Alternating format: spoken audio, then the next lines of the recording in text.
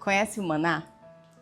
Maná é um alimento que Deus dava ao seu povo no deserto.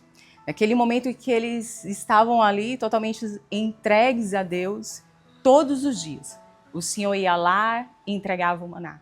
Agora tem uma curiosidade sobre o maná. O maná, ele só servia para o dia atual. Não servia para outro dia, não dava para guardar o maná. E às vezes eu me deparo assim, cada dia a sua porção. E aqui na Comunidade do Caminho foi esse jeito. A cada dia o Senhor entregava a sua porção. E por mais que eu tivesse o coração ansioso, com essa expectativa de entregar logo, eu tinha que parar e esperar dia após dia. Eu lembro que quando eu ainda estava na Faculdade de Publicidade e Propaganda, eu tive que fazer um trabalho onde a gente teria que fazer uma campanha de marketing para algum instituto. E enquanto eu estava fazendo, Fábio, que é hoje meu marido, na época era meu noivo, disse: eu tenho um instituto. E eu disse: onde funciona esse instituto? Ele disse: não, está só no papel. E ele veio para mim, entregou o papel, era uma casa de apoio. E ele imaginava uma casa de apoio para crianças. E esse desejo que já existia no meu coração de ajudar foi alimentado nessa esperança de que houvesse um lugar físico para que isso acontecesse. O tempo passou e em 2018, esse desejo ardeu ainda mais no meu coração por um fato que aconteceu na minha vida. Eu perdi o meu pai 2 dias antes do meu aniversário. E uma das coisas que eu mais pedi a Deus era que o meu pai não partisse. Logo após eu casei com o Fábio e eu engravidei.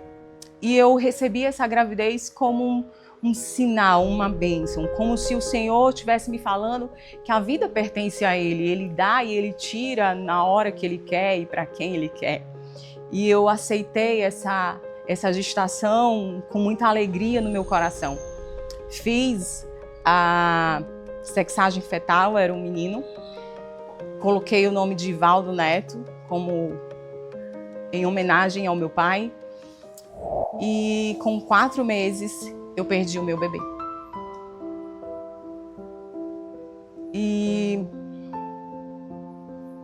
eu não entendia muito bem o que acontecia, porque se o meu bebê era a resposta de Deus para a partida do meu pai, por que ele agora estava levando o meu filho também? E eu cheguei em uma situação onde eu sofri as dores de parto, porque o bebê ele já era muito grande para se fazer uma curetagem e muito pequeno para fazer um parto, eu poderia correr riscos. Então eu tive que esperar o corpo expulsar e foram 7 horas de dor dentro de um centro cirúrgico. Até que eu apaguei, os médicos me sedaram e eu voltei para casa sem entender, continuei sem entender o que estava acontecendo. E lembro muito bem que foi num domingo, eu ouvi a voz do Senhor para que eu fosse orar dentro do quarto do bebê. E o projeto do quarto já estava pronto, já estava com a passagem comprada para fazer um enxoval do bebê. E eu tive que entrar no quarto. E quando eu entrei no quarto, era como se o Senhor já estivesse lá me aguardando. Eu não lembro o que aconteceu, eu só lembro que eu chorei muito. E chorei. E quando eu saí de lá, eu saí bem ensopada. De suor, de lágrima. E fui tomar banho. E quando eu liguei o chuveiro, eu ouvi a voz do Senhor me chamando de egoísta. Que não era só o meu filho e não era só o meu pai que tinha para eu cuidar. Que não existia só eles dois no mundo, que precisavam do meu tempo e do meu acolhimento. E eu saí dali e comecei a procurar casas, asilos e orfanatos. E eu falei que a partir daquele dia eu começaria a cuidar dessas pessoas, as pessoas na qual o Senhor mandaria para mim, que são os nossos quens. Mas a vida vai envolvendo a gente nessa caminhada e nas nossas nos nossos afazeres. Quando você se torna um voluntário, é algo muito pontual, então acaba que você não tem tanta responsabilidade. Você vai no dia que quer, você faz no dia que pode. E eu percebi que não era isso que Deus queria. Deus não queria que eu ajudasse uma casa. Deus queria que eu fosse a casa. E no final de 2018, surgiu essa casa, a Casa do Monte Castelo.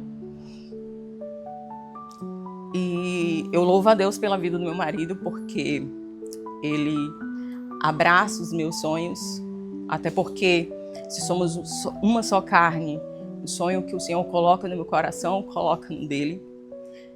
Nós chegamos aqui no Monte Castelo, essa casa estava completamente destruída.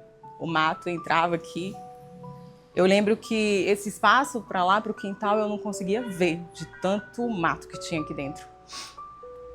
E a gente assumiu essa tarefa de reconstruir essa casa. E quando eu falo que é um maná, porque a gente vem com o intuito de fazer algo, mas na caminhada o Senhor vai falando, na caminhada o Senhor vai acrescentando.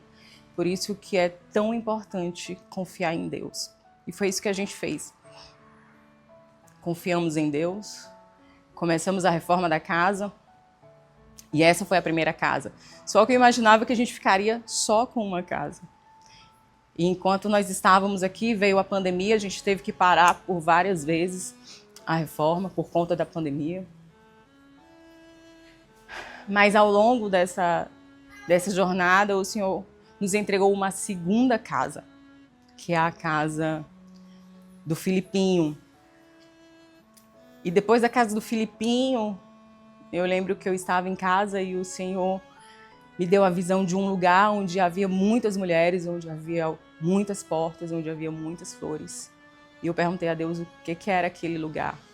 E o Senhor me falava que era um lugar onde mulheres precisariam ser saradas, onde Ele levaria mulheres para ter um encontro com Ele e para serem reposicionadas, para voltarem para o seu lugar de origem, para voltarem ao jardim. E o Senhor nos entregou mais um espaço. O terceiro espaço, onde vai funcionar a Vila de Siquém, onde vai acontecer as imersões Plenitude.